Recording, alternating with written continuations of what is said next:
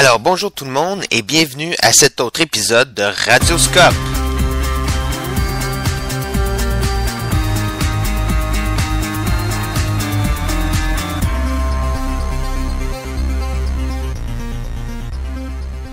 Bon, on a commencé ça avec un petit problème technique, la musique est arrivée trop vite, mais bon, à Radio-Canada ils font pire, fait qu'on va vivre avec.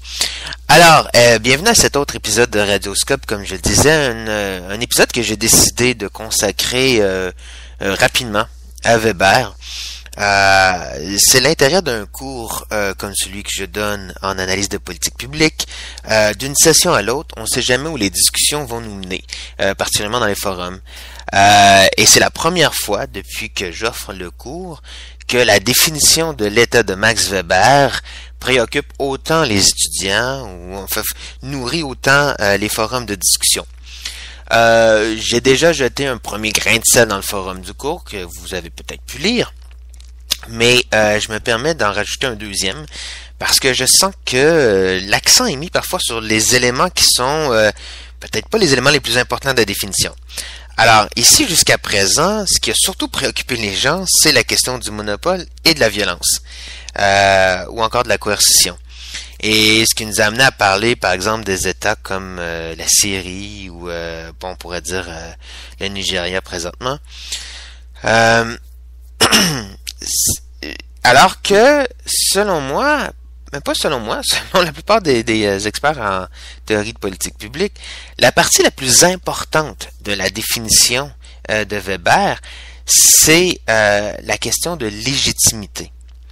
C'est vraiment à cet égard-là où qu'il faut apercevoir, comprendre, concevoir l'État. Évidemment, cette définition-là s'applique à un État démocratique, à l'occidental surtout. Encore une fois, il faut se ramener à l'époque où Weber va écrire son texte. Alors, ce que Weber essaie de faire dans sa définition, c'est surtout de, établir, je dirais, les bases de l'État moderne.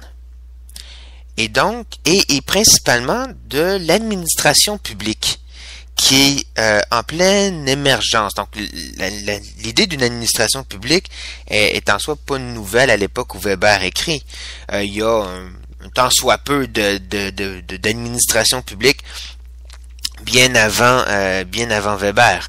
En fait, plusieurs historiens remontent l'idée d'une administration publique à l'époque des premiers empires chinois.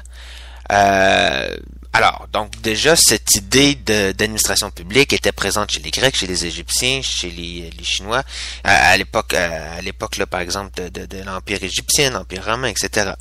Mais bon, par contre, ce qui va faire la différence chez Weber, c'est que Weber démontre comment un régime politique va être fondé sur des institutions formelles et que ce sont ces institutions-là qui représentent, qui incarnent le pouvoir et non pas une personne.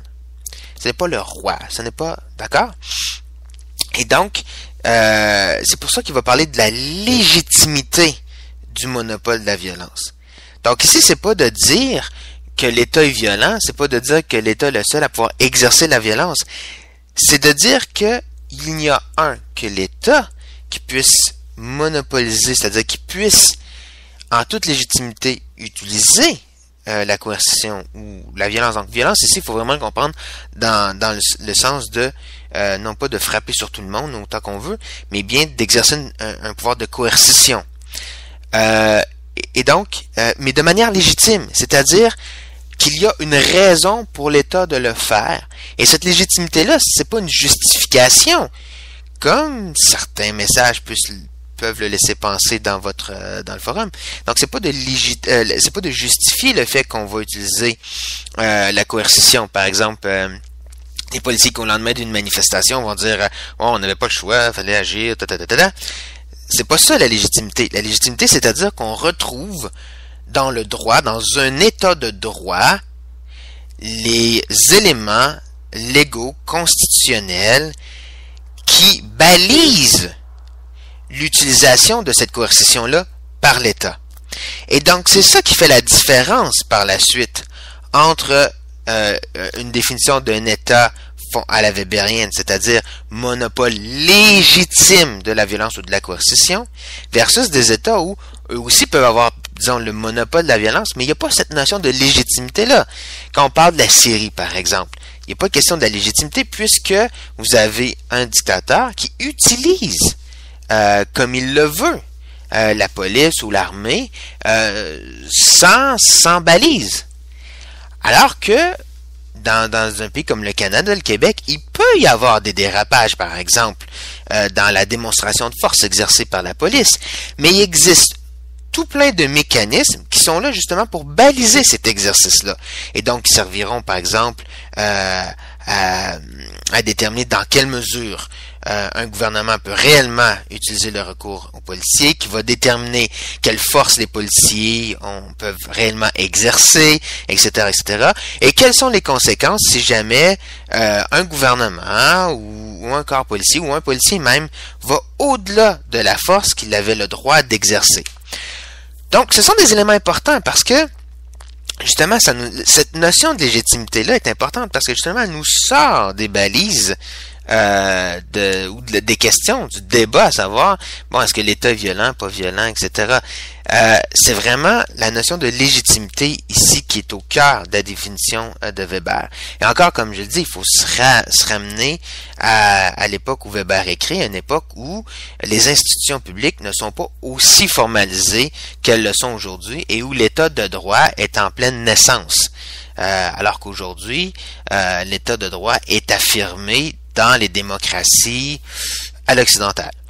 Évidemment, bon, là, il y a d'autres différences, et c'est ce qui peut nous permettre justement, à ce moment-là, de revoir une définition de l'État dans des pays où on est plus de type théocratique ou de type dictatorial qu'on peut l'être dans des pays comme le Canada, la France, les États-Unis, par exemple. L'autre question aussi, là, qui devient intéressante, on parlait de la mondialisation. On parlait comment dans certains États, justement, qui sont beaucoup plus fragilisés, où l'État de droit n'est pas du tout affirmé, ou n'a pas la capacité de s'affirmer, comment dans ces États-là, vous avez des organismes supranationaux, on peut penser par exemple à la Banque mondiale, ou FMI, qui arrivent à imposer leur volonté à d'autres États, ou encore, vous avez des États qui vont envoyer leur armée dans d'autres États occupés des territoires. Donc, évidemment, là, à ce moment-là, ça remet en question la notion d'État de Weber. Est-ce que, effectivement, la notion de légitimité est toujours juste ici? Ça, c'est un débat ouvert. Là, j'ai pas la prétention d'arriver aujourd'hui avec une réponse toute faite. Est-ce que des États par exemple, les États donateurs d'aide internationale, est-ce qu'ils sont justifiés, est-ce qu'il est légitime d'exercer une force à l'intérieur d'un autre pays, à l'intérieur d'un autre État? Bon, c'est pour ça qu'aujourd'hui on a l'ONU, que souvent ces forces-là sont dirigées ou sont coordonnées par l'ONU, etc., pour donner une certaine légitimité. Mais évidemment, ça demeure des cas particuliers. Mais comme nous nous intéressons principalement au développement des politiques publiques au sein d'États démocratiques, généralement à l'occidental, il est clair que ici, la définition de Weber est pas dénuée de sens, puis elle n'est pas complètement inintéressante, et elle n'est pas complètement à rejeter non plus, ou complètement à côté de la traque en rapport à ce qui existe aujourd'hui. Parce que ce qui existe aujourd'hui, on sait toujours ça, l'État ne peut pas utiliser à sa guise la coercition. Il y a des balises, mais il est le seul à pouvoir exercer la coercition dans le cadre de ces balises-là. Par exemple, une compagnie privée peut donner l'idée de Garda, par exemple, une compagnie de sécurité privée, ne peut pas procéder à une arrestation et vous mettre en prison. Ce serait pas légitime. Alors que le corps policier peut le faire. Donc, c'est dans ce cadre-là qu'il faut comprendre la définition, et l'élément principal de la définition de Weber ici, ce n'est pas la question de la violence ou la question du monopole, mais bien la question de la légitimité. Alors, c'est ce qui complète cet épisode de Radioscope. J'espère avoir été capable d'éclairer un peu la question. Et je vous attends dans un prochain épisode. Au revoir.